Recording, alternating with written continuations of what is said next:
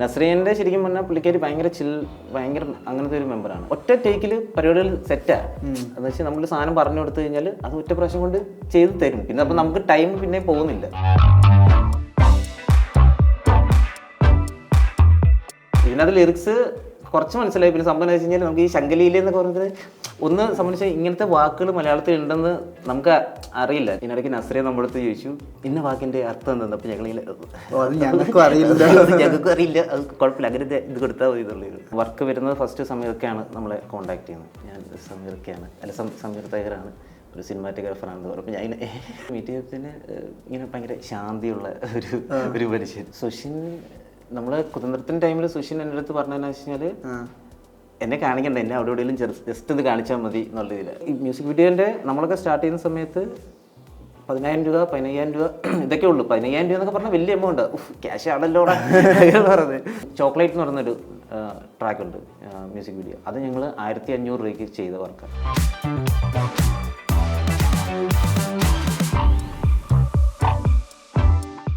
കുതന്ത്രം Sookshmadarshini promo video direct ചെയ്ത സംവിധായകൻ down trodden K Vishnu എന്നോട് പറഞ്ഞിരുന്നു. പേര് റിയൽ നെയിം പറയരുത്, ട്രോഡൻ എന്നാണ് വിളിക്കുന്നതൊക്കെ എന്നോട് പറഞ്ഞിരുന്നു. ഈ പ്രൊമോ വീഡിയോ എന്നുള്ള സംഭവം ഒരുപാട് കാലമായിട്ടില്ല. ഇത് എനിക്ക് തോന്നുന്നു തല്ലുമാല മണവാളത്തൊക്കെയാണ് ആദ്യമായിട്ട് ഈ സെപ്പറേറ്റ് ആയിട്ട് ഒരു പ്രൊമോഷൻ വീഡിയോ എന്ന രീതിയിൽ നമ്മുടെ ഇതിൽ വന്നത്. ഇപ്പോൾ പ്രൊമോഷൻ വീഡിയോന് ഭയങ്കര സ്ട്രാറ്റജിക് ആയ ഒരു അപ്രോച്ചാണ്. പ്രൊമോ വീഡിയോ 2 സിനിമകളുടെ മഞ്ഞുമൽ ബോയ്സ് ആയാലും ഇനി വരുന്ന സൂക്ഷ്മദർശിനി 2 മേജർ വർക്കിൻ്റെ പ്രൊമോ വീഡിയോ ഷൂട്ട് ചെയ്തതാണ്. ഈ പ്രൊമോ വീഡിയോ എന്ന് പറയുമ്പോൾ ഇതിൻ്റെ പ്രോസസ്സ് ഫ്രം സ്ക്രാച്ച് തൊട്ട് നിങ്ങൾക്ക് ഫസ്റ്റ് കോൾ, ഇപ്പോൾ മഞ്ഞുമലായാലും സൂക്ഷ്മദർശിനി ആയാലും ഫസ്റ്റ് കോൾ വരുന്നത് ആരുടേന്നാണ്? അത് തൊട്ടുള്ളൊരു പ്രോസസ്സ് ഉണ്ടല്ലോ. അപ്പം നിങ്ങൾ സിനിമ കണ്ടിട്ടാണോ ഈ ഒരു ഐഡിയയിലേക്ക് വരുന്നത്? അതെങ്ങനെയാണ്? ഞങ്ങൾക്ക് ശരിക്കും പ്രൊമോ വീഡിയോസ് എപ്പോഴും ഇതിന് മുമ്പേ തുടങ്ങുന്ന പരിപാടിയാണ് പ്രോഗ്രാമിൽ. അപ്പം നമുക്ക് ഫസ്റ്റ് വന്നത് വേടനാണ് നമ്മളെ കുതന്ത്രത്തിന് ശരിക്കും പറഞ്ഞാൽ റെക്കമെൻഡ് ചെയ്യുന്നത്. അപ്പോൾ വേടൻ്റെ മാനേജർ വിഘ്നേഷ് എന്ന് പറഞ്ഞിട്ട് ഒരാളുണ്ട്. പുള്ളിയാണ് നമ്മളെ വിളിച്ചിട്ട് പറഞ്ഞാൽ ഇങ്ങനെ ആള് വർക്ക് വരുന്നുണ്ട്, അപ്പോൾ അങ്ങനെയാണെങ്കിൽ അത് സെറ്റ് ചെയ്യാൻ പറ്റുമെന്ന് ചോദിച്ചു. അപ്പോൾ ഞാൻ പറഞ്ഞു ശരി ഓക്കെ ചെയ്യാൻ പറഞ്ഞു. അതിനുശേഷം പിന്നെ നമ്മളെ വിളിച്ചത് ഈ പടത്തിൻ്റെ ചീഫ് ശ്രീരാഗ് എന്ന് പറഞ്ഞിട്ട് പുള്ളിയാണ്. പുള്ളി നമ്മളെ വിളിച്ചിട്ട് ഇങ്ങനെ പറഞ്ഞു ഇങ്ങനെ ഒരു വർക്ക് ഉണ്ട്. അപ്പോൾ ഞങ്ങളത്തിന് ബ്ലൂമിംഗ് ഗ്രീൻ എന്ന് പറയുന്ന ഒരു ഫെസ്റ്റിവൽ നടക്കുന്നുണ്ടായിരുന്നു. അപ്പോൾ അതിൻ്റെ വർക്കിലായിരുന്നു. അപ്പോൾ ഞങ്ങൾ എന്നിട്ട് അത് കഴിഞ്ഞിട്ട് വർക്ക് കഴിഞ്ഞ് നേരെ ഇങ്ങോട്ട് വന്നു. ഇവിടെ വന്ന് നമ്മൾ ആദ്യമേ ശ്രീരാഗിനെയാണ് മീറ്റ് ചെയ്യുന്നത്. ശ്രീരാഗ് ഇങ്ങനെ പറഞ്ഞു പടം ജസ്റ്റ് ഇങ്ങനെ ഒരു 1 ലൈൻ പോലെ ഇങ്ങനെ ജസ്റ്റ് പറഞ്ഞു. 1 ലൈൻ തന്നെയാണല്ലോ. അപ്പം ഇങ്ങനെ 1 ലൈനിൽ പറഞ്ഞു. അതിനുശേഷം പറഞ്ഞു നിങ്ങൾക്ക് ഇഷ്ടമുള്ള പോലെ ചെയ്തു, അത് നമുക്കങ്ങനെ മറ്റേ ഇതൊന്നുമില്ല, നിങ്ങൾക്ക് ഇഷ്ടമുള്ള പോലെ എങ്ങനെയാണ് നിങ്ങൾ വിഷ്വൽ ചെയ്യാൻ പ്ലാൻ ചെയ്യുന്നത് അതുപോലെ ചെയ്തോളാം പറഞ്ഞു. അത് കഴിഞ്ഞിട്ട് പിന്നെ പടത്തിൻ്റെ ഡയറക്ടർ ചിത്തു ബ്രോയെ നമ്മൾ മീറ്റ് ചെയ്തു. അപ്പം ചിത്തു ബ്രോ ഇങ്ങനെ ജസ്റ്റ് ഇങ്ങനെ ഒരു 1 ലൈൻ പോലെ സാധനം പറഞ്ഞു. എന്നിട്ട് പറഞ്ഞു ഇങ്ങനെ ഇത് ചെയ്തു. ആകെ ഒരു ഇത് പറഞ്ഞതെന്ന് വെച്ച് കഴിഞ്ഞാൽ ആ ഫാക്ടറി കാണിക്കാൻ പറ്റുവാണെങ്കിൽ അത്രയും നല്ലത്. പിന്നെ നമ്മളടുത്ത് ചോദിച്ചു ഇങ്ങനെ ഈ ക്യാരക്ടേഴ്സിനെ നമുക്ക് കാണിക്കുന്നതിന് പകരം വേറെ എങ്ങനെ കാണിക്കാൻ പറ്റും എന്നുള്ളതില്ല. അപ്പം നമ്മൾ അങ്ങനെ കുട്ടികളെ പോലെ അങ്ങനത്തെ രീതിയിലും കാണിക്കാമെന്നുണ്ട്. അപ്പം നമ്മൾ ശരിക്കും പറഞ്ഞാൽ ഇതിന് ഈ കുതന്ത്രത്തിനകത്ത് കുട്ടികളുടെ സീക്വൻസ് നമ്മൾ ഷൂട്ട് ചെയ്തിരുന്നു. പക്ഷെ നമ്മൾ പിന്നെ അത് പടത്തിന്റെ വിഷ്വൽസ് ആക്കി അത് മാറ്റി, അത് കട്ട് ചെയ്തിട്ട് നമ്മൾ അത് പടത്തിന്റെ വിഷ്വലാക്കി. അതായത് പ്രൊമോന് വേണ്ടി ഷൂട്ട് ചെയ്ത വിഷ്വൽസ് ആണ് പടത്തിലേക്ക് വരുന്നത്? അല്ലല്ല, അതായത് ശരിക്കും പറഞ്ഞാൽ വേറെ പിള്ളേരെ വെച്ചിട്ട് നമ്മൾ മാസ്ക് ഒക്കെ വെച്ചിട്ട് ഒരു 7 പേരെ നമ്മളിങ്ങനെ ഷൂട്ട് ചെയ്തിരുന്നു. അത് വേണ്ട നമ്മൾ പടത്തിന് ചെയ്യാമെന്ന് വിചാരിച്ചു. കാരണം അല്ലെങ്കിൽ പിന്നെ അത് മിസ്ലീഡ് ആവുമല്ലോ എന്നൊക്കെ വിചാരിച്ചിട്ട് അങ്ങനെയാണ് അതിന്റെ ഒരു ഇത് വന്നത്. ഫുൾ ഷൂട്ട് ചെയ്ത് അപ്പോൾ അത് കുതന്ത്രം ഒറ്റ ദിവസത്തെ ഷൂട്ടായിരുന്നു ശരിക്കും പറഞ്ഞാൽ. അത് പിന്നെ സിമ്പിൾ എന്നല്ല, മറ്റേ ഒരു അധികം ആലോചിക്കേണ്ട പരിപാടിയില്ല. കാരണം പെട്ടെന്ന് ടപ്പിന്ന് പരിപാടികളെല്ലാം ഓണായി. നമുക്ക് ഇതിലേക്ക് വരുമ്പോൾ സൂക്ഷ്മദർശിനി നമുക്ക് കുറച്ച് ഹോംവർക്ക് ഒക്കെ ചെയ്ത് സെറ്റ്. കാരണം നമുക്ക് വർക്ക് വരുന്നത് ഫസ്റ്റ് സമീർക്കാണ് നമ്മളെ കോൺടാക്ട് ചെയ്യുന്നത്. അപ്പോൾ ഇങ്ങനെ എനിക്ക് മെസ്സേജ് അയച്ചിട്ട് പറഞ്ഞു ഇങ്ങനെ ഒരു വർക്ക് ഉണ്ടായിരുന്നു, ഫോൺ നമ്പറും തരാൻ പറ്റും. കുതന്ത്രം കണ്ടിട്ടാണോ സമീർക്ക് വിളിക്കുന്നത്? ആണെന്ന് തോന്നുന്നു, എനിക്കറിയില്ല. അതിന് മുമ്പ് എന്നെ ഫോളോ ചെയ്തിരുന്നു, ഇൻസ്റ്റയിൽ ഫോളോ ചെയ്തിരുന്നു. അപ്പം എനിക്കൊന്ന് വർക്കുകൾ നമ്മൾ കണ്ടിട്ടുണ്ട്. പിന്നെ ഞാൻ ഇടയ്ക്ക് ഇങ്ങനെ അയച്ചു കൊടുക്കാറുണ്ട്. അപ്പോൾ ഇങ്ങനെ ഒരു സീനെ മെസ്സേജ് അയച്ചു. എന്നിട്ട് ഞാൻ വിളിച്ചതിന് ഞാൻ സമീർക്കാണ്, അല്ല സമീർ തയ്യറാണ്, ഒരു സിനിമാറ്റോഗ്രാഫറാണെന്ന് പറഞ്ഞപ്പോൾ ഞാൻ അത് കഴിഞ്ഞിട്ട് സംസാരം എടുത്ത് ചോദിച്ചു മീറ്റ് ചെയ്യാൻ പറ്റുമോ എന്നുള്ളതിൽ സംസാരിച്ചു. അത് കഴിഞ്ഞ് കുറച്ച് നാൾ അപ്പത്തിന് ട്രാക്ക് നമുക്ക് ഇങ്ങനെ ഉണ്ട്, ഫുൾ റെഡിയാണ്, അപ്പോൾ ഞങ്ങൾ അയച്ചു തരാം എന്നുള്ളതിൽ പറഞ്ഞു. അത് കഴിഞ്ഞിട്ട് പിന്നെ നമ്മളപ്പത്തിന് ജോബ് കുര്യൻ്റെ ഒരു വർക്കിൽ നിൽക്കുകയായിരുന്നു. അപ്പോൾ ഞാൻ പറഞ്ഞു ഇങ്ങനെ വർക്കിലാണ്, അപ്പോൾ അത് കഴിഞ്ഞിട്ട് ഞാൻ എന്തായാലും മീറ്റ് ചെയ്യാം എന്നുള്ളതിൽ പറഞ്ഞു. അപ്പോൾ അത് കഴിഞ്ഞ് ഞാൻ വന്ന് ഒരു ദിവസം പോയി അവിടെ പോയി മീറ്റ് ചെയ്ത്, വീട്ടിൽ സമീർക്കാൻ്റെ ഫ്ലാറ്റിൽ പോയി മീറ്റ് ചെയ്ത്, ഞാനും എൻ്റെ അസോസിയേറ്റ് ഉണ്ടായിരുന്നു. അപ്പോൾ ഞങ്ങൾ പോയി മീറ്റ് ചെയ്തതിന് ഇങ്ങനെ ഭയങ്കര ശാന്തിയുള്ള ഒരു മനുഷ്യൻ. അപ്പം സമീർക്ക് അപ്പം ഇങ്ങനെ പറഞ്ഞു ഫുൾ സ്റ്റോറി നമുക്ക് നറേറ്റ് ചെയ്ത് തന്നു.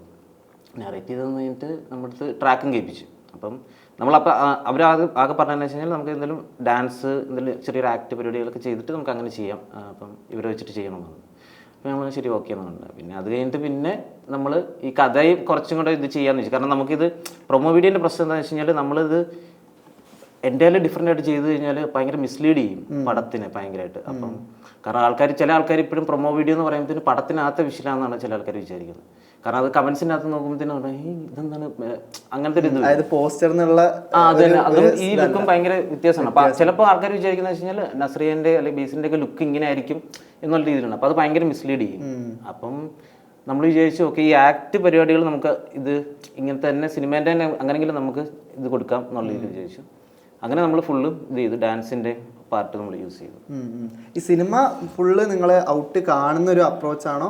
എന്താണ് നിങ്ങൾക്ക് തരുന്ന ഫീഡ്? നമുക്ക് ശരിക്കും പറഞ്ഞാൽ ഇപ്പോൾ സ്റ്റോറി ടെല്ലിംഗ് എന്നുള്ള രീതിയിൽ തന്നെയാണ് അവർ ഫുൾ നറേറ്റ് ചെയ്ത് തരും. സിനിമയുടെ കഥ ഫുൾ നറേറ്റ് ചെയ്ത് തരും. പിന്നെ നമുക്ക് ഇപ്പം ഇതിൻ്റെയൊക്കെ ആണെങ്കിൽ ചെറിയൊരു ബിസിനസ് ട്രയലർ പോലത്തെ ഒരു സാധനം നമ്മളെ കാണിച്ചിരുന്നു. അപ്പം നമുക്ക് അതിൻ്റെ അകത്ത് നിന്ന് കുറച്ച് ഐഡിയാസും സാധനങ്ങളും പ്രോപ്സും സാധനങ്ങളൊക്കെ നമുക്ക് ഐഡിയ കിട്ടി. അപ്പം അങ്ങനെയാണ് നമ്മൾ ഈ പടത്തിനകത്ത് യൂസ് ചെയ്തിരിക്കുന്ന കുറേ ഈ ഷീറ്റ്സും സംഭവങ്ങളും എല്ലാം വരുന്നത്. അപ്പോൾ അതിപ്പം ട്രെയിലറിൻ്റെ അകത്ത് വരുമ്പോഴത്തേനും അതിൻ്റെ അകത്തും ഉണ്ടാവും. അപ്പോൾ അങ്ങനത്തെ സീനുകൾ അങ്ങനെ അതാണ് പ്രോസസ്സ്. വേറെ എപ്പോഴും എങ്ങനെ വെച്ച് കഴിഞ്ഞാൽ ഇപ്പം നമുക്ക് ക്ലയൻറ്റ് ഇപ്പം ഇവരാണെങ്കിൽ ഫിലിം അവിടുന്ന് ക്ലയൻറ്റ് നമ്മുടെ അടുത്ത് വരുന്നു, അപ്രോച്ച് ചെയ്യുന്നു, നമ്മൾ ആ സ്റ്റോറി കേൾക്കുന്നു, പിന്നെ അത് കഴിഞ്ഞാൽ പിന്നെ നമ്മുടെ ബ്രെയിൻ സ്റ്റോമിങ് സെഷന്, പിന്നെ നേരെ ഷൂട്ട്. അതാണ് നമ്മുടെ പ്രോസസ്സ് എന്ന് പറഞ്ഞാൽ ശരിക്കും പറഞ്ഞാൽ. പ്രൊമോ വീഡിയോ എന്നല്ല, ഏത് വീഡിയോ വർക്കിനാണെങ്കിലും നമ്മുടെ പ്രോസസ്സ് അതാണ് ശരിക്കും. എനിക്ക് മറ്റൊരു ക്യൂരിയോസിറ്റിയാണ്, അതായത് എന്താണ് ഇപ്പോൾ പിച്ച് ചെയ്യുമ്പോൾ നമ്മളിപ്പോൾ ഇതിൽ ലിറിക്കോ ഡയലോഗോ ഒന്നും ഇല്ലല്ലോ പ്രൊമോ വീഡിയോയിൽ. അപ്പോൾ നമ്മൾ ഇതാണ് നമ്മുടെ ഐഡിയ എന്നൊക്കെ പറഞ്ഞ് പിച്ച് ചെയ്യുമ്പോൾ നമ്മൾ എന്താണ് നമ്മുടെ ഐഡിയ മൂഡ് ബോർഡും ആണ് സെറ്റ് ചെയ്തിട്ട് പിച്ച് ചെയ്യാറ്? അതിപ്പോൾ കുതന്ത്രത്തിന് എങ്ങനെയാണെന്ന് വെച്ച് കഴിഞ്ഞാൽ നമുക്ക് അതിൻ്റെ അകത്ത് കംപ്ലീറ്റ്ലി പെർഫോമൻസ് ആണ്. അപ്പം നമുക്ക് അതിൻ്റെ അകത്ത് ഒത്തിരി സ്റ്റോറി നറേഷനോ അങ്ങനെയൊന്നും കൊടുക്കേണ്ട ആവശ്യമില്ല. നമ്മളൊരു മൂഡ് ബോർഡ് ഉണ്ടാക്കുന്ന ഇതൊക്കെയായിരിക്കും വിഷ്വൽസ് വരുന്നത് എന്നുള്ള രീതിയിൽ കംപ്ലീറ്റ്ലി ഒരു ഇന്ന പഞ്ച് ചെയ്ത് നമ്മൾ കൊടുക്കും. ഇന്ന വിഷ്വൽ ഇങ്ങനെ ആയിരിക്കും വരുന്നത് എന്നുള്ള സാധനമാണ്. അപ്പോൾ ഓവറോൾ ഒരു നരേഷൻ തന്നെയാണ്. നരേഷൻ നരേഷൻ കാരണം ഇങ്ങനെ ഒരു ഫുൾ അങ്ങനത്തെ ഒരു മൂഡായിരിക്കും എന്നുള്ള സാധനം. അതേസമയം സൂക്ഷ്മദർശിനിക്ക് നമുക്ക് എങ്ങനെ ചെയ്തതെന്ന് വെച്ച് കഴിഞ്ഞാൽ അതിൻ്റെ അകത്ത് കുറച്ചും കൂടെ ആക്ട് പരിപാടികളാണല്ലോ. അപ്പം ഇന്ന പോയിന്റ് തൊട്ട് ഇന്ന പോയിന്റ് വരെ എന്നുള്ളത് നമ്മൾ ഷോർട്ട് ഡിവിഷൻ ആദ്യം നമ്മളൊരു ഐഡിയ കൺസെപ്റ്റ് അവർക്ക് കൊടുക്കും. അതിനുശേഷം പിന്നെ നമ്മൾ ഷോർട്ട് ഡിവിഷൻ എന്നുള്ള രീതിയിൽ ഇന്ന പോയിന്റ് തൊട്ട് ഇന്ന പോയിന്റ് വരെ ഇന്ന വിഷ്വൽസ് വരണം എന്നുള്ള രീതിയിൽ ഫുള്ള് അവരെ പിന്നെ നമ്മൾ ചീഫ് വന്നിട്ട് അത് നറേറ്റ് ചെയ്ത് കൊടുക്കും അവർക്ക് ഫുൾ. അതിൽ ഈ നരേഷന്റെ സ്റ്റോറി ബോർഡും ഒക്കെ സെറ്റ് ചെയ്ത് സ്റ്റോറി ബോർഡായിട്ട് അങ്ങനെയൊന്നും ഉണ്ടാവില്ല. ജസ്റ്റ് ഇങ്ങനെ പഞ്ച് ചെയ്ത് നമ്മൾ കൊടുക്കുന്നത് മാത്രമേ ഉള്ളൂ. ഒരു ഷോർട്ട് ഡിവിഷൻ എന്നുള്ള പരിപാടി അത്രയും പേഴ്സണലി നമ്മൾ കൊടുക്കാറുള്ളൂ. Short division means storyboard നമ്മൾ എങ്ങനെയാ വെച്ച് കഴിഞ്ഞാൽ ഇപ്പം ഞങ്ങൾ കഴിഞ്ഞ വർക്ക് മാക്സിൻ്റെ വർക്കിനൊക്കെ നമ്മൾ യൂസ് ചെയ്തിരുന്നു, കുറച്ചും കൂടെ ആഡിനൊക്കെ ഉള്ള പരിപാടിക്ക്. പിന്നെ ഇതിന് നമുക്ക് പിന്നെ അതിനുള്ള ടൈം ഉണ്ടായിരുന്നു, നമ്മൾ പെട്ടെന്നായിരുന്നു ഇതിൻ്റെ പരിപാടികളെല്ലാം വരുന്നത്. അങ്ങനെ ആദ്യം ഇപ്പോൾ ഈ നസ്രിയ ബേസിൽ എന്നുള്ള കോംബോ ആദ്യം പറയുന്നതായിട്ടെന്ന് ഗിരീഷ് ഏടി, ഇപ്പം നമ്മുടെ തന്നെ ഇൻ്റർവ്യൂവിൽ ഗിരീഷ് ഏടി പറഞ്ഞിട്ടുണ്ട്.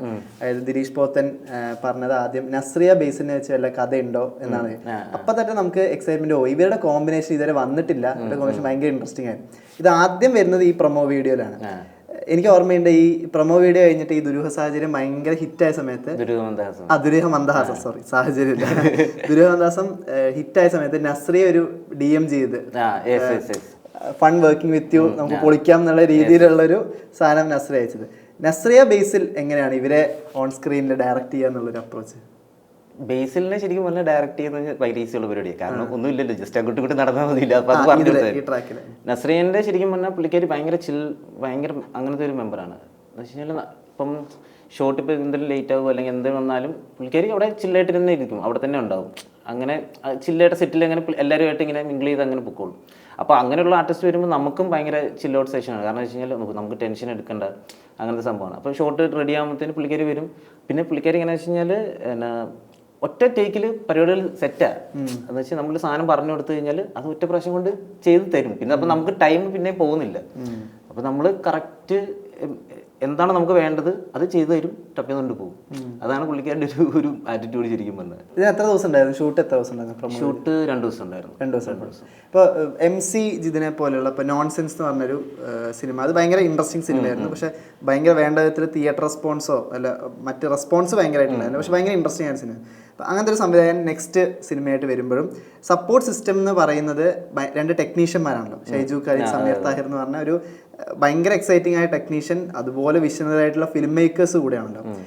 ഇവര് ഈ പ്രൊമോ വീഡിയോയിൽ ഉള്ള കോൺട്രിബ്യൂഷൻ എന്താണ്? നിങ്ങളായിട്ടുള്ളൊരു കമ്മ്യൂണിക്കേഷനും അതായത് സെറ്റിൽ ഷൂട്ട് ചെയ്യുന്ന സമയത്തൊക്കെ ഉണ്ടാകുന്ന ഒരു കോൺട്രിബ്യൂഷൻ? അതായത് സമീർത്തായ ഷൈജുക്കാർ ഞങ്ങൾ ഷൂട്ട് ചെയ്യുന്ന സമയത്ത് ഇവരെല്ലാം ഉണ്ടായിരുന്നു ശരിക്കും പറഞ്ഞാൽ, സെറ്റിലുണ്ടായിരുന്നു. അപ്പം മോണിറ്ററിൽ എനിക്കിരിക്കാൻ ഭയങ്കര ചമ്മല. കാരണം എന്ന് വെച്ച് കഴിഞ്ഞാൽ ചുറ്റിനും ഇൻഡസ്ട്രിയിലെ കുറേ ആൾക്കാരന്ന് അവിടെ വന്നിരുന്നു. അപ്പം ഞങ്ങൾ ലിറ്ററലി ശരിക്കും പറഞ്ഞാൽ ഒരു എക്സാം എഴുതുമായിരുന്നു അവിടെ. അത് പ്രാക്ടിക്കൽ എക്സാം എഴുതുമായിരുന്നു. കാരണം മറ്റേ സാറുമാർ അവിടെ ഇപ്പോൾ ഉണ്ടാവും, നമ്മൾ എന്നിട്ട് അകത്തിരുന്ന് വർക്ക് ചെയ്യുന്നു, അങ്ങനത്തെ സംഭവം. എന്ന് വെച്ച് കഴിഞ്ഞാൽ അത് നല്ല രീതിയിലാണ് ഞാൻ പറയുന്നത് കേട്ടോ. എന്ന് വെച്ച് കഴിഞ്ഞാൽ നമുക്ക് അത്രയും ഇഷ്ടപ്പെട്ട ആൾക്കാർ, നമ്മൾ അത്രയും ലെജൻസ് ആയിട്ടുള്ള ആൾക്കാർ അവിടെ ഇരിക്കുന്നു, നമ്മൾ അവർക്ക് വേണ്ടി വർക്ക് ചെയ്യുന്നു. പക്ഷെ എന്നാൽ അവർ നമുക്ക് തരുന്ന റെസ്പെക്റ്റും ഉണ്ട്, നമ്മളെ ആർട്ടിസ്റ്റുകൾക്ക് തരുന്ന റെസ്പെക്റ്റും ഉണ്ട്. അത് ഭയങ്കര അടിപൊളി. കാരണം ആരും നമ്മുടെ അടുത്ത് അത് ചെയ്യണം, ഇത് ചെയ്യണം, അത് ചെയ്യണ്ട എന്നൊന്നും പറഞ്ഞിട്ടില്ല. അവരെങ്ങനെ വെച്ച് കഴിഞ്ഞാൽ നിങ്ങൾക്ക് ഇഷ്ടമുള്ളത് ചെയ്തു, നിങ്ങൾക്ക് ഇഷ്ടമുള്ളത് ചെയ്തു, അതല്ലാതെ അവർ വേറെ ഒന്നും പറയാറില്ല. കാരണം അത്രയും സ്പേസ് നമുക്ക് തരുന്നുണ്ട്. അപ്പം പേഴ്സണലി ഈ വർക്ക് ഇറങ്ങി കഴിഞ്ഞിട്ടും അവരും ഭയങ്കര ഹാപ്പി. അപ്പം നമ്മളും പിന്നെ ഓക്കെ സെറ്റ് പാസ്സായി കിട്ടി അങ്ങനത്തെ ഒരു ഇതായിരുന്നു. കാരണം അവരും പേഴ്സണലി നമ്മുടെ അടുത്ത് പറഞ്ഞു, കാരണം നമ്മൾ വർക്ക് ഭയങ്കര ഇഷ്ടമായി. പിന്നെ നമ്മൾ സംബന്ധിച്ച് വെച്ചാൽ വർക്ക് ചെയ്ത് 2 ദിവസം കൊണ്ട് നമ്മൾ ഇതിൻ്റെ ഔട്ട് കംപ്ലീറ്റ്ലി കൊടുക്കുകയും ചെയ്തു. അപ്പോൾ അതും നമുക്കും പേഴ്സണലി ഭയങ്കര ചലഞ്ചിങ് ആയിരുന്നു. കാരണം വെച്ച് കഴിഞ്ഞാൽ 2 ദിവസം കൊണ്ട്, കാരണം കളറിങ് ബാക്കി പരിപാടി എല്ലാം തീർക്കണമല്ലോ. അപ്പോൾ അതും നമ്മൾ ചെയ്തു കൊടുത്തു. നമുക്ക് അപ്പോൾ നമ്മളും പേഴ്സണലി ഹാപ്പി. ഓക്കെ ഇത് നമുക്ക് ചെയ്യാൻ പറ്റുന്ന പരിപാടി അങ്ങനത്തെ ഒരു ഇത്. കുതന്ത്രത്തിലേക്ക് വരികയാണെങ്കിൽ സുഷിൻ എന്നുള്ള മ്യൂസിക് ഡയറക്ടറായിട്ടുള്ളൊരു collaboration, as a music director മാത്രമല്ല ആസ് എൻ ആക്ടർ കൂടെയുള്ള ഒരു കൊളാബറേഷൻ സംഭവിക്കുന്നുണ്ട്. സുഷിൻ ആസ് എൻ ആക്ടർ എന്താ തോന്നിയിരിക്കുന്നത്? സുഷിൻ നമ്മൾ കുതന്ത്രത്തിൻ്റെ ടൈമിൽ സുഷിൻ എൻ്റെ അടുത്ത് പറഞ്ഞതെന്ന് വെച്ച് കഴിഞ്ഞാൽ എന്നെ കാണിക്കണ്ട, എന്നെ അവിടെ എവിടെയെങ്കിലും ജസ്റ്റ് ഇത് കാണിച്ചാൽ മതി എന്നുള്ള ഇതിൽ. എനിക്ക് സുഷിന് പേഴ്സണലി അങ്ങനെ മറ്റേ ഇതിനകത്ത് വരുന്നത് അത്ര അഭിനയിക്കാൻ ചമ്മലാണോ എനിക്കറിയില്ല. അങ്ങനെ പുതിയ പുള്ളിൻ്റെ മ്യൂസിക്കും പരിപാടിയായിട്ട് പുള്ളി അങ്ങനെ. പിന്നെ എനിക്ക് പേഴ്സണലി ഒത്തിരി അറിയില്ല, അന്ന് ജസ്റ്റ് പരിചയപ്പെട്ടു മാത്രമേ ഉള്ളൂ. അപ്പോൾ അന്ന് കുതന്ത്രത്തിൻ്റെ ടൈമിൽ ഇങ്ങനെ പറഞ്ഞത് ഇങ്ങനെ ജസ്റ്റ് എവിടെയെങ്കിലും കാണിച്ചാൽ മതി എന്നുള്ള ഇതിലാണ് പറഞ്ഞത്. അപ്പോൾ പെർഫോമൻസിൻ്റെ സമയം ആയതുകൊണ്ട് പിന്നെ ഞാൻ വേടൻ്റെ അടുത്ത് പറഞ്ഞിരുന്നു, അപ്പോൾ നിങ്ങൾ മിങ്കിൾ ചെയ്ത് അല്ലെങ്കിൽ അങ്ങനെ പാട്ട് പാടുമ്പോഴത്തേന് നിങ്ങൾ കോർഡിനേറ്റ് ചെയ്ത് അങ്ങ് പാടിയാൽ മതി. കാരണം അതിനകത്ത് നമ്മളൊന്ന് ഒത്തിരി ഡയറക്റ്റ് ചെയ്യണമെന്നില്ല. കാരണം വെച്ചാൽ അവർ ആ പാട്ട് എൻജോയ് ചെയ്യുന്നു അല്ലെങ്കിൽ അതിനനുസരിച്ച് വൈബ് ചെയ്യുന്നത് മാത്രമേ ഉള്ളൂ. സുഷിന നമ്മളത് വേറെ കുറച്ച് വിഷ്വൽസ് എടുത്തിരുന്നു. പക്ഷെ നമുക്കത് ആ പാട്ടിൻ്റെ അകത്ത് നമുക്ക് അത്രയും പോർഷൻസ് ആഡ് ചെയ്യാൻ പറ്റാതെ കുറേ എക്സ്ട്രാ ഫുട്ടേജ് വന്നിരുന്നു, കുറേ ഇൻഡോർ സംഭവങ്ങളുണ്ടായിരുന്നു. അപ്പോൾ അത് നമ്മൾ പിന്നെ കട്ട് ചെയ്ത് കളഞ്ഞു. കാരണം നമുക്ക് അത്രയും സ്പേസ് ഇല്ലാത്തതുകൊണ്ട് മാത്രം. അല്ലെങ്കിൽ കുറച്ചും കൂടെ സുഷിൻ്റെ ഫേസ് വന്നേനെ ആ വീഡിയോയ്ക്കകത്ത്. ഇവർ രണ്ടുപേരും നമ്മളുടെ കോമ്പിനേഷൻ ഒക്കെ നമ്മൾ അങ്ങോട്ട് കൊടുക്കുന്ന ഫീഡാണോ അതോ ഇപ്പോൾ ഡയറക്ടറൊക്കെ ഇങ്ങോട്ട് സജസ്റ്റ് ചെയ്യും? അല്ല, വേടൻ ആക്ച്വലി നല്ലൊരു പെർഫോമറാണ്. അപ്പം പുള്ളി പെർഫോം ചെയ്യുന്ന കൂട്ടത്തിൽ സുഷിനും അപ്പം കൂടെ നിൽക്കുന്ന നമ്മുടെ കൂടെയുള്ള ആൾക്കാരും ടെക്നീഷ്യൻസ് എല്ലാം അവർക്ക് ആ ഒരു എനർജി പാസ് ചെയ്യും. സംബന്ധിച്ചാൽ ഓക്കെ ഇവിടുന്ന് പാട്ട് വെക്കുമ്പോൾ ഇതൊക്കെ അങ്ങനത്തെ സൗണ്ടൊക്കെ ഉണ്ടാക്കി അങ്ങനെ സംഭവം. അങ്ങനെയാണ് ശരിക്കും പറഞ്ഞാൽ ആ സുഷിൻ്റെ പോർഷനൊക്കെ നമ്മൾ എടുക്കുന്നത് ശരിക്കും പറഞ്ഞാൽ. ഇപ്പോൾ ദുരൂഹ മന്ദഹാസമയുടെ ഡയറക്ടർ അല്ല I mean lyricist Muhsin Parari, മൂരി ലിറിക്സാണ്. അപ്പോൾ ഇതിൻ്റെ കോൺസെപ്റ്റ് നിങ്ങളിപ്പോൾ ആദ്യം സംസാരിക്കുന്ന പോലെ തന്നെ ഇതിൻ്റെ കോൺസെപ്റ്റ് ഒക്കെ ഡിറൈവ് ചെയ്യണമെങ്കിൽ ഈ ലിറിക്സ് എന്താണെന്ന് മനസ്സിലാവണമല്ലോ. എനിക്ക് ഇതിൻ്റെ ലിറിക്സ് ഒക്കെ നോക്കുമ്പോൾ ഇത് എന്താ പുള്ളി ഉദ്ദേശിച്ചത് എന്നുള്ളൊരു കൺഫ്യൂഷൻ, എന്താ ലിറിക്സിൻ്റെ അർത്ഥം എന്താണെന്ന് കിട്ടാനൊരു മാനസികാവസ്ഥയുണ്ട്. ലിറിക്സ് മനസ്സിലായോ ശരിക്കും? ലിറിക്സ് കുറച്ചൊക്കെ മനസ്സിലായി സത്യം പറഞ്ഞത്. പിന്നെ നമ്മൾ ഓൾറെഡി ഇപ്പം ഞാൻ എന്നെ സംബന്ധിച്ചപ്പോഴും എങ്ങനെയാണെന്ന് വെച്ച് കഴിഞ്ഞാൽ ട്രാക്കിൻ്റെ മൂഡിനനുസരിച്ചിട്ടായിരിക്കും ഫസ്റ്റ് ഞാനൊരു ഇതുണ്ടാക്കുന്നത്, ഒരു മൂഡ് ബോർഡ് അല്ലെങ്കിൽ തലയിലൊരു വിഷ്വൽസ് വരത്തില്ല അത് വരുന്നത്. അതിനുശേഷമായിരിക്കും നമ്മൾ ലിറിക്സ് നോക്കുന്നത്. അപ്പം ഇതിനകത്ത് ലിറിക്സ് കുറച്ച് മനസ്സിലായി. പിന്നെ സംഭവം എന്ന് വെച്ച് കഴിഞ്ഞാൽ നമുക്ക് ഈ ശങ്കലീല എന്നൊക്കെ പറയുന്നത് ഒന്ന് സംബന്ധിച്ച് ഇങ്ങനത്തെ വാക്കുകൾ മലയാളത്തിൽ ഉണ്ടെന്ന് നമുക്ക് അറിയില്ല. കാരണം നമ്മൾ നോർമലി സംസാരിക്കുന്ന ഇതല്ലല്ലോ, കാരണം പാട്ടിൽ ലിറിക്സ് വരുമ്പോഴത്തേക്ക്. പിന്നെ ഞാൻ അത് നമ്മളിങ്ങനെ എല്ലാവരും ഇട്ട് ഇരിക്കുന്ന സമയത്ത് നമ്മളിങ്ങനെ ഡിസ്കസ് ചെയ്യും ഇതെന്താണ് വാക്കിൻ്റെ അർത്ഥം. അത് ഇതിൻ്റെ കോമഡി എന്താണെന്ന് വെച്ച് കഴിഞ്ഞാൽ ഇതിനിടയ്ക്ക് നസ്രിയ നമ്മുടെ അടുത്ത് ചോദിച്ചു ഇന്ന വാക്കിൻ്റെ അർത്ഥം എന്താ. അപ്പം ഞങ്ങളിങ്ങനെ ഞങ്ങൾക്കും അറിയില്ല, അത് കുഴപ്പമില്ല, അങ്ങനെ ഇത് കൊടുത്താൽ മതി എന്നുള്ളത്. അങ്ങനെ പിന്നെ ബേസിക്കലി എന്താ പറയുക, മറ്റേ മോസിൻ പാരാരി അവരുടെ ലിറിക്സ് ഭയങ്കര കട്ടിയെന്നല്ല വേറൊരു ഒരു ഫിലോസഫി സംഭവമാണ്.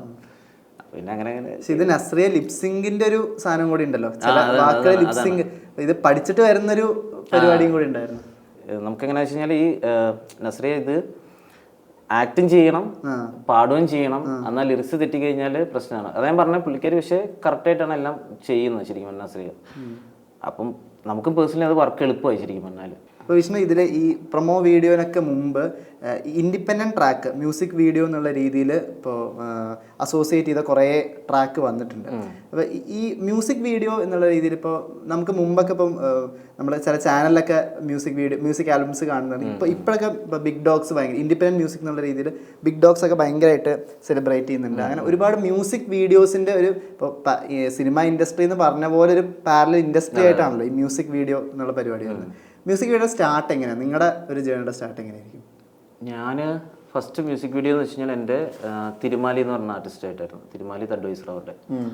അപ്പം ഞാൻ ഹൈദരാബാദ് വർക്ക് ചെയ്യായിരുന്നു. അപ്പം അവിടെ നിന്നിടത്തിനും ഫസ്റ്റ് കോവിഡ് വേവിൻ്റെ ഇത് വന്നപ്പോഴത്തേനും ഞാൻ നാട്ടിലേക്ക് വന്നു കഴിഞ്ഞിട്ട് പിന്നെ അപ്പോൾ ഇങ്ങനെ ഫുൾ റെസ്ട്രിക്ഷനും പരിപാടിയെല്ലാം, അപ്പോൾ അതൊന്ന് ജസ്റ്റ് ലൂസണപ്പായി വന്ന സമയത്ത് ഇങ്ങനെ തിരുമാലിയും തഡ്വൈസറും ഇങ്ങനെ നമ്മുടെ അടുത്ത് കോൺടാക്ട് ചെയ്തിട്ട് ഇങ്ങനെ മ്യൂസിക് വീഡിയോ ചെയ്യാൻ താല്പര്യമുണ്ടെന്നുള്ളില്ല. അപ്പോൾ എനിക്ക് ഓൾറെഡി ഇഷ്ടമാണ്, പക്ഷേ ഇതിൻ്റെ പരിപാടി എന്താ സംഭവം എന്ന് എനിക്കറിയില്ല. കാരണം ഇപ്പം ഡയറക്ഷനാണ് ചെയ്യുന്നതെങ്കിൽ എന്താ ഡയറക്ഷൻ എന്ന് മാത്രമേ എനിക്കറിയുള്ളൂ, വാക്ക് മാത്രമേ ഉള്ളൂ. എന്താ അവിടെ പോയി ചെയ്യേണ്ടത് അല്ലെങ്കിൽ എന്തൊക്കെയാണ് അതിൻ്റെ പ്രോസസ്സ് ഒന്നും എനിക്കറിയില്ല.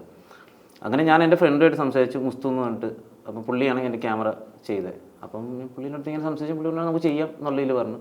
അങ്ങനെ എൻ്റെ ഫ്രണ്ടിൻ്റെ ഒരു ഗരാജ് ഉണ്ടായിരുന്നു, അവിടെ പോയിട്ട് ഞങ്ങൾ ലൈറ്റൊക്കെ എന്ന് വെച്ച് കഴിഞ്ഞാൽ മറ്റേ ട്യൂബ് ലൈറ്റാണ്, മറ്റേ LED ലൈറ്റൊക്കെ വെച്ചിട്ട് മറ്റേ കളർ പേപ്പർ നമ്മൾ ഒട്ടിക്കും. കാരണം പല പല കളർ വേണമല്ലോ ആ സമയത്ത്. മറ്റേ പച്ച, മഞ്ഞ, നീല ഇതാണ് നമ്മുടെ ഒരു ഇത്.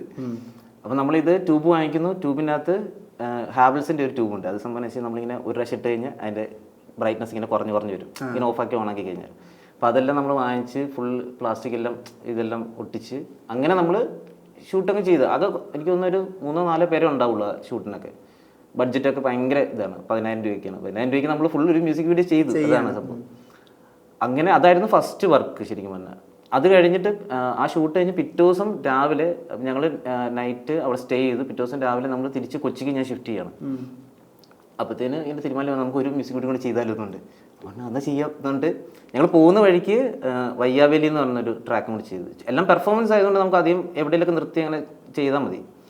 അങ്ങനെ അതും നമ്മൾ ചെയ്തു. അതപ്പോൾ സഞ്ജു ടെക്കി ഉണ്ടായിരുന്നു ആ വീഡിയോൻ്റെ അകത്ത്. അപ്പം സഞ്ജു ടെക്കിയും വന്നപ്പോൾ സഞ്ജു ടെക്കീൻ്റെ ആ ഒരു ഫോളോവേഴ്സിൻ്റെ ഒരു എക്സ്പോഷർ നമുക്ക് കിട്ടി. അപ്പോഴത്തേന് അത് അത്യാവശ്യം എനിക്ക് ആ ടൈമിൽ 1 മില്യൺ എന്തോ അടിച്ചിരുന്നു.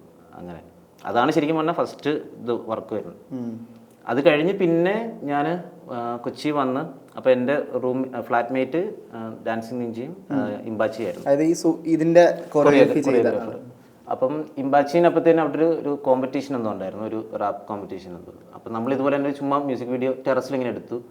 അതിലിങ്ങനെ ഒരു സമ്മാനമൊക്കെ കിട്ടി. അങ്ങനെ അപ്പോൾ നമ്മൾ ആ വീഡിയോ പിന്നെ ആ പൈസ നമ്മൾ അടുത്ത മ്യൂസിക് വീഡിയോയ്ക്ക് ഇൻവെസ്റ്റ് ചെയ്തു. അങ്ങനെ അപ്പോൾ ഈ മ്യൂസിക് വീഡിയോൻ്റെ നമ്മളൊക്കെ സ്റ്റാർട്ട് ചെയ്യുന്ന സമയത്ത് 10,000 രൂപ 15,000 രൂപ ഇതൊക്കെ ഉള്ളൂ. 15,000 രൂപ എന്നൊക്കെ പറഞ്ഞാൽ വലിയ എമൗണ്ട്, ക്യാഷ് ആണല്ലോ എന്ന് പറയുന്നത്. അപ്പം 15 രൂപ ചിലപ്പം.